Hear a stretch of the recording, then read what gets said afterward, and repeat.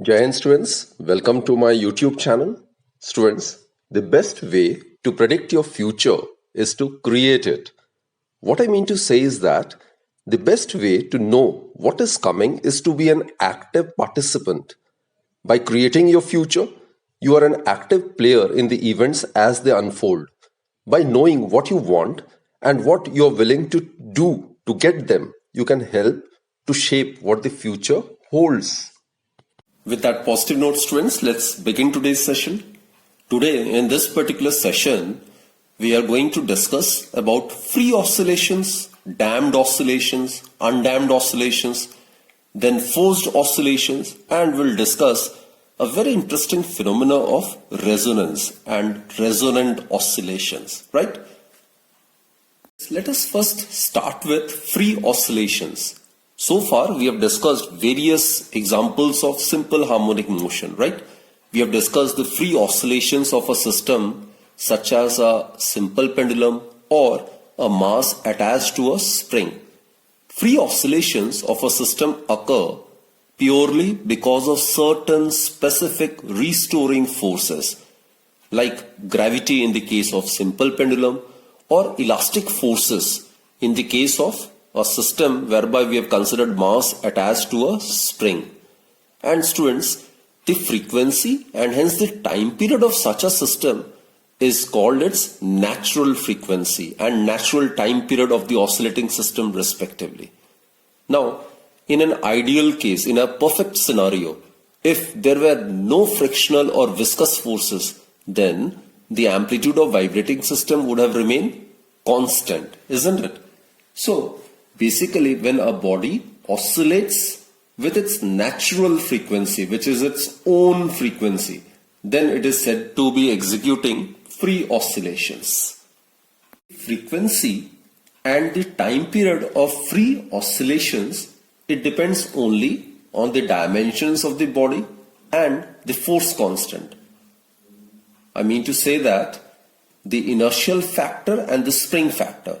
So the frequency of free oscillation depends on the inertia factor and the spring factor.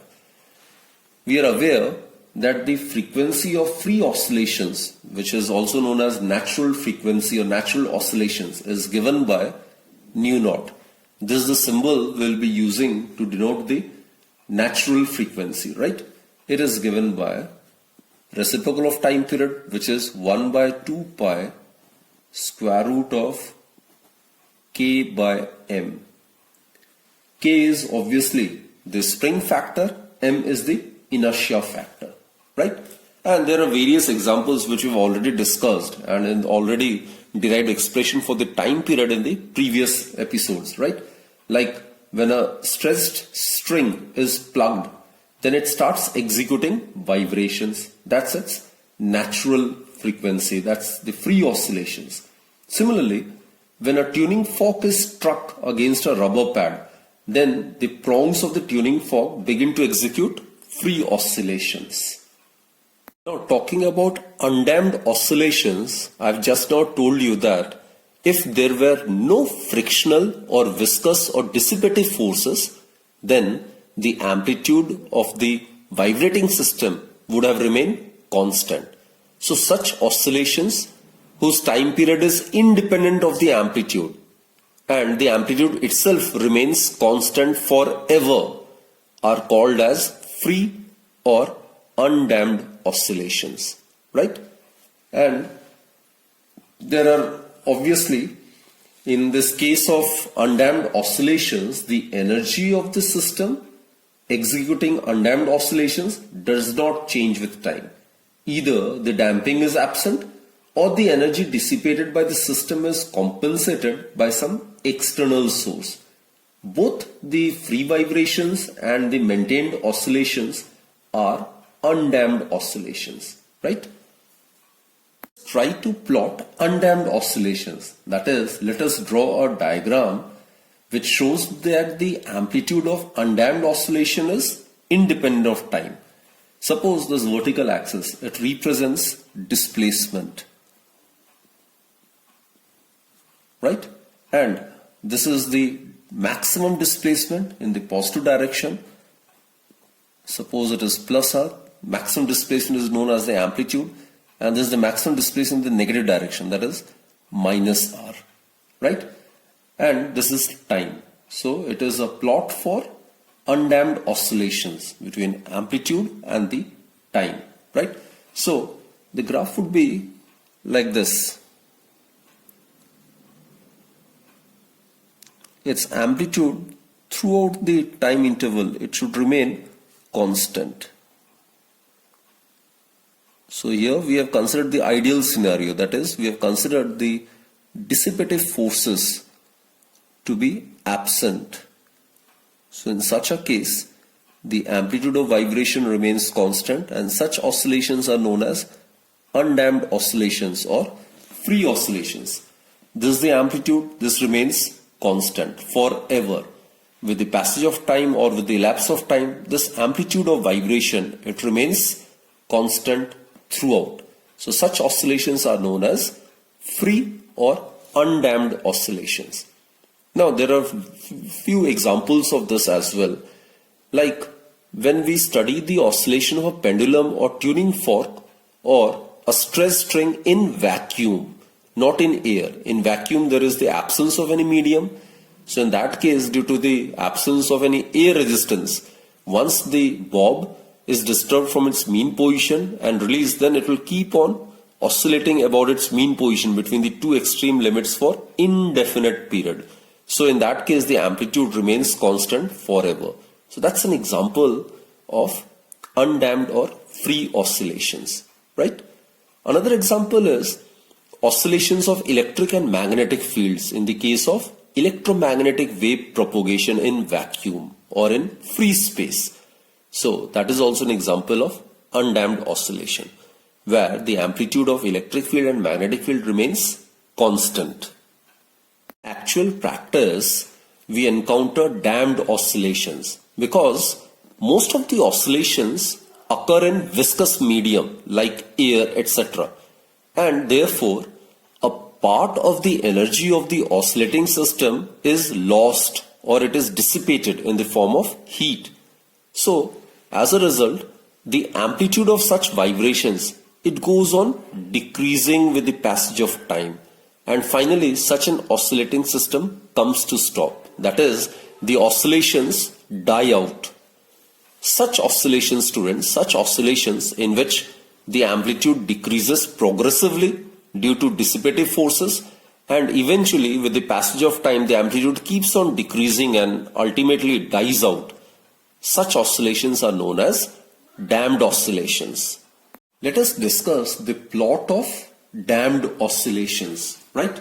So in this case, as I stated, with the passage of time, the amplitude of oscillation must go on decreasing progressively and eventually the oscillations die out. So that can be represented graphically like this. So with the passage of time, its amplitude will keep on decreasing. Obviously due to the presence of dissipative forces. And eventually the oscillation dies out, right? So here the amplitude, it keeps on decreasing like this. And eventually the oscillation will die out. So such an oscillation is known as damped oscillations, right? So it is obviously the frequency of damped oscillations of a system will be slightly less than that of its natural frequency. This graph actually depicts light damping. That is, in the case of light damping, it takes many oscillations before the amplitude gets reduced to zero.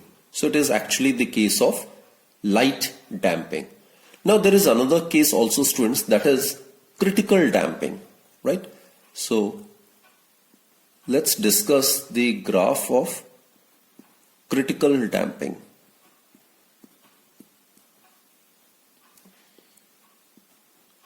So critically damped.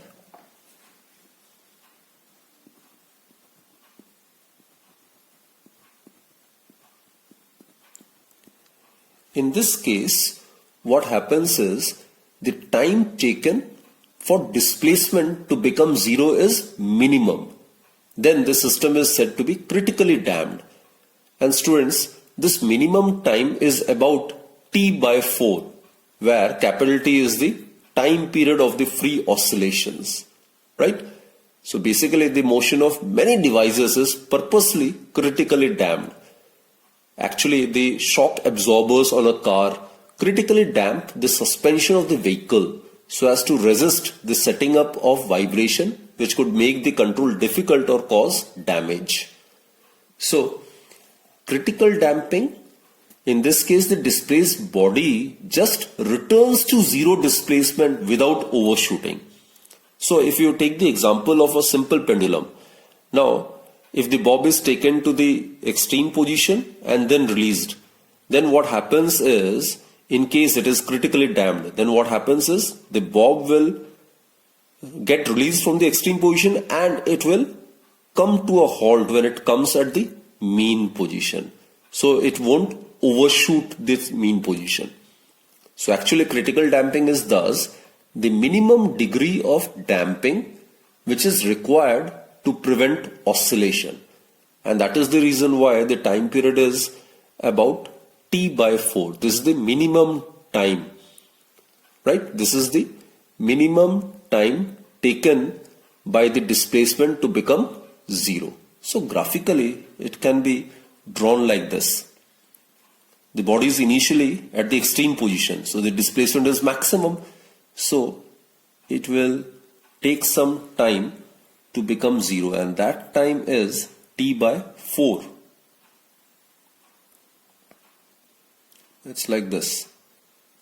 This time, at this instant of time, the displacement becomes zero and it won't overshoot this position. So this is T/4. Here T is the time period, right? So it is the case of critically damped or critical damping. When a system is heavily damped, then no oscillation occurs at all and the system tends to return very slowly to the mean position or the equilibrium position. Thus, in the case of heavy damping, there is no oscillation and the displaced body, it slowly returns towards the zero displacement. So graphically, it can be represented like this. Here again, we are assuming the body to be initially at the extreme position, right? And then it is released. So it will come very slowly towards its mean position and there won't be any oscillations. So the graph would be like this. It will touch at infinity, right? Ideally. So these are the three types of damped oscillations: lightly damped, critically damped and heavily damped. In the case of lightly damped oscillations, there will be many oscillations before the amplitude actually becomes zero. In the case of critically damped oscillations, the time taken for the displacement to become zero is minimum and generally it is T/4. This is the minimum time taken by the displacement to become zero. Here capital T is the time period of the oscillation. And in this case, when the system is heavily damped, then no oscillations takes place at all and the body which is displaced slowly returns towards its zero displacement. There is an important application of these sort of dampings. Now, the damping which is provided by the shock absorbers in vehicles, it should be just short of critical damping, because if the damping is too heavy, then what will happen is the shock absorbers will not recover from one jolt in time to respond to the next.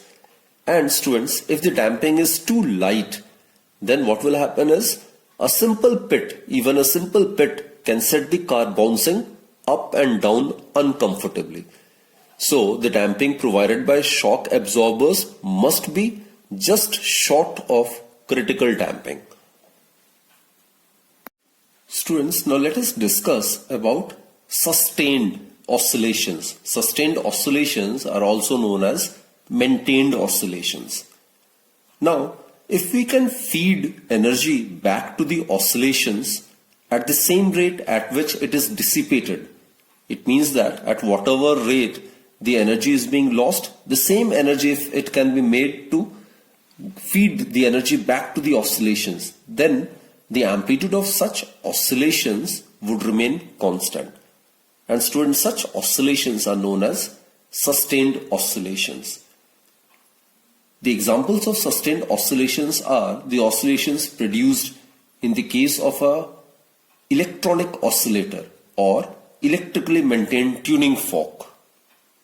Sustained oscillations are the oscillations where a system vibrates with its own natural frequency and with constant amplitude, even in the presence of damping. So such oscillations are known as sustained oscillations, and as I've told you, sustained oscillations are also known as maintained oscillations. Let us discuss about forced oscillations. Now, in order to understand forced oscillations, let us consider an oscillator A. Suppose this oscillator A is assumed to be executing free oscillations of natural frequency nu naught. Nu naught is its natural frequency.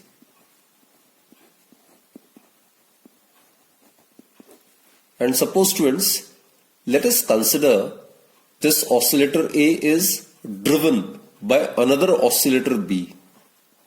Suppose this is another oscillator B whose natural frequency is nu. Nu is the natural frequency of oscillator B, which is different from that of the natural frequency of oscillator A. Now again I repeat, students, we have considered oscillator A to be executing free oscillations of natural frequency nu naught. And then suppose oscillator A is driven by another oscillator B whose natural frequency is nu, which is different from nu naught. Then the oscillator B is known as the driver oscillator, while the oscillator A, which is driven by oscillator B, is known as the driven oscillator. It is known as the driven oscillator. Now students, with the passage of time, as the time passes, the driven oscillator is found to lose its oscillations, and eventually it starts oscillating with the frequency of the driver, which is nu. Now since the driver forces its own frequency of the driven oscillator, again I repeat, students, since the driver forces its own frequency on the driven oscillator, which in this case is oscillator A, therefore the oscillations so produced in oscillator A under the influence of oscillator B are known as forced oscillations. And the amplitude of forced oscillations is usually small. There are various examples of forced oscillations, like when the stem of a vibrating tuning fork, it is pressed against the tabletop. Then what happens is the tabletop, it starts vibrating with the frequency of vibration of the tuning fork. So basically the tabletop, it acts as the driven oscillator, while the tuning fork, it acts as the driver oscillator. Similarly, another very interesting example is, suppose we consider the case of a simple pendulum. Now, when the bob of the pendulum is made to oscillate by keeping the bob in hand, then the oscillations executed are forced oscillations, right? The bob will be the driven oscillator, and we are making the bob to oscillate by keeping the bob in hand. So that person would act as the driver oscillator, right? Similarly, students, the sound box of a violin, it executes forced vibrations when the violinist draws the bow against the strings. So these are few examples of forced oscillations. Such oscillations that are forced upon the driven oscillator by the driver are known as forced oscillations. And their frequency is nu and not nu naught, and amplitude is finite and constant. So students, thus the oscillations which are produced by an oscillator under the effect of an external periodic force of frequency other than the natural frequency of the oscillator, such oscillations are known as forced oscillations. Let us now discuss a very interesting phenomena of resonance. Basically students, when a body is maintained in a state of oscillation by periodic force which is having the same natural frequency as that of the body, then the oscillations are called resonant or sympathetic oscillations. Actually, these resonant or sympathetic oscillations are merely a special case of forced oscillations. And the phenomena of producing resonant oscillations is termed as resonance. I'll explain with the help of this particular graph. This is the graph showing the variation of amplitude of oscillation with the frequency of the applied force. Nu is the frequency of the applied force.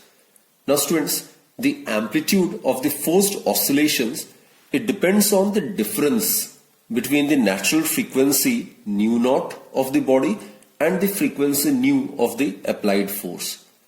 The amplitude becomes larger as the difference between the frequencies decreases. So obviously the amplitude, it becomes maximum when the two frequencies are exactly equal to each other. That is, corresponding to this frequency, the amplitude is maximum, isn't it? So this is the frequency when the frequency of the applied force becomes equal to the natural frequency of the body. So this is the fact which has been graphically represented over here, right?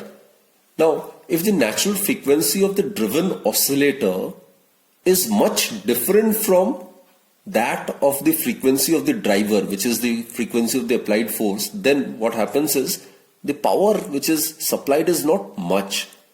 But students, as nu approaches nu naught, then the amplitude of the forced oscillations and hence power supply becomes quite large.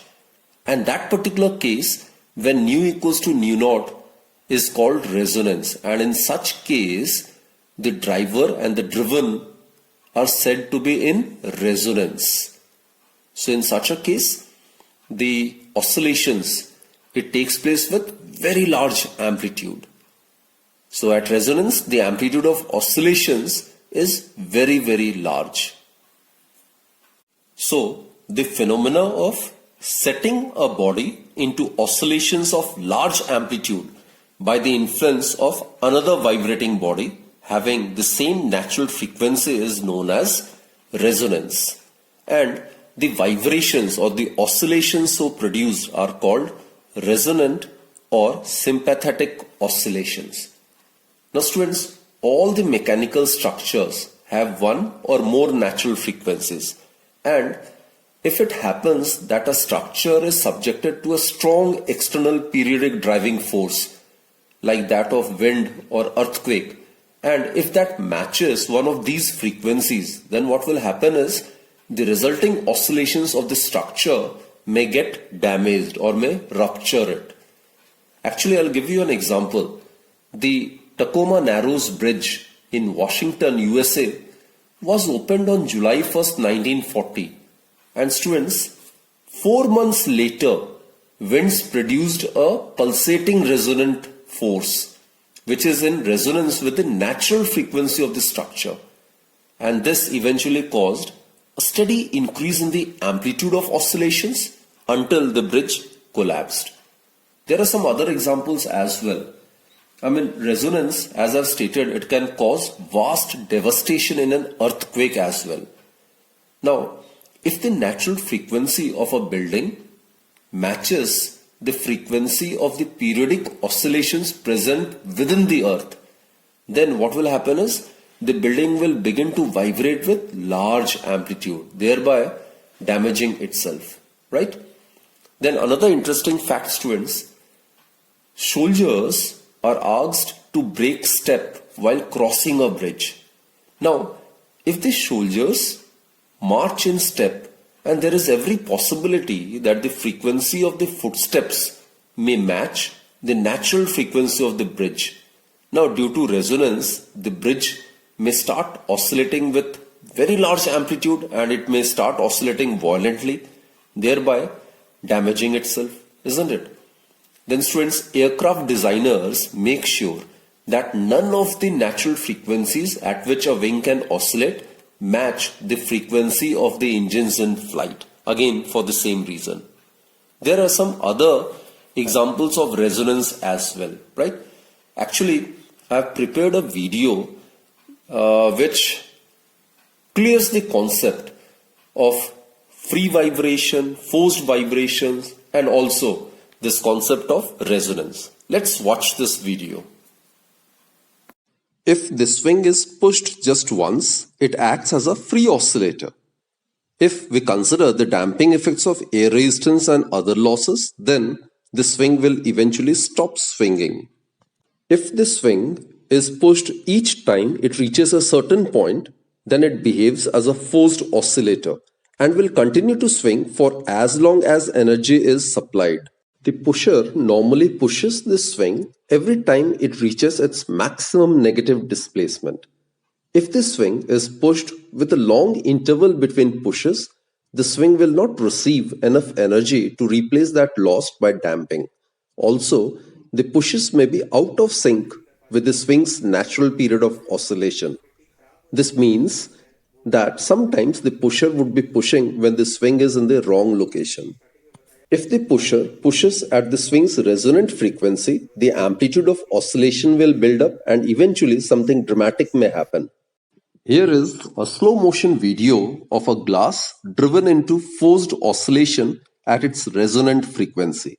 This time it's forced by a high power loudspeaker driven by a sine wave generator. Eventually the glass breaks at the resonance. At the time, the Tacoma Narrows Bridge had been constructed to be the most flexible bridge ever built. So how did a windstorm end up bringing the whole thing down? The bridge swayed and bent in the wind. This wave-like swing eventually became its downfall. Actually here, due to the phenomena of resonance, the bridge is set into oscillations of large amplitude by the influence of another vibrating body having the same natural frequency. Wherever waves transfer energy, resonance plays a part. If there is insufficient damping in the system, like in this case, then the oscillation amplitude can get very large. And eventually what happens is, due to the violent vibrations, the bridge eventually can collapse, as was in this case. Let us illustrate the free, forced and resonant oscillation with the help of this simple experiment. Now students, here what I've done is, assume that these are the four simple pendulums A, B, C and D. These are the bobs attached with the strings, right? Now they are attached from a rubber string. This is a rubber string. This is a rubber string which is stressed between the two fixed points P and Q, right? And we are assuming that the lengths of the pendulums B and D are equal. So LB is equal to LD, right? These are the two pendulums of equal lengths. The pendulum A is shorter, whereas the pendulum C is longer than the pendulums B and D, right? So LA is less than LB, which is equal to LD and which is less than the length of pendulum C. So for pendulum C, the length of the pendulum is maximum. Now students, what we do is, suppose we displace the bob of pendulum D, right, to one side and then release it so as to set it into vibrations. Now these vibrations are communicated to all the other pendulums through this rubber string, isn't it? And as a result, what happens is all the pendulums, they will start vibrating. Now the vibrations of A and C are irregular to start with, but after some time these settle to vibrate with the frequency of D, and the amplitude of vibrations of B goes on increasing till it becomes equal to that of D. Now students, clearly the vibrations of D are the free vibrations. So in the case of D, it is the case of free vibrations or free oscillations. Now since the pendulum B and D have the same length, isn't it? So the natural time periods and frequencies are same. So nu B is equal to nu D, isn't it? So the vibrations of B are therefore resonant vibrations. So the vibrations of B, these are resonant vibrations. And on the other hand, students, the pendulums A and C, which have different lengths, they are made to vibrate with the frequency of D, which is different from their natural frequencies. Hence the vibrations of A and C are forced vibrations. So vibrations of A and C, these are forced ones, right? While obviously we have initially displaced the bob B, right, of the pendulum to one side and then released it. So it was having free oscillations. So vibration of D is free one. So this is the simple illustration of free, forced and resonant oscillations. So students, I hope I am able to make you understand these very, very important topics, right? Especially the phenomenon of resonance is quite important and interesting one. So that's it for this particular session, students. Do revise all the topics thoroughly and keep watching my videos, right? And stay healthy, stay fit, and always keep smiling. Thank you.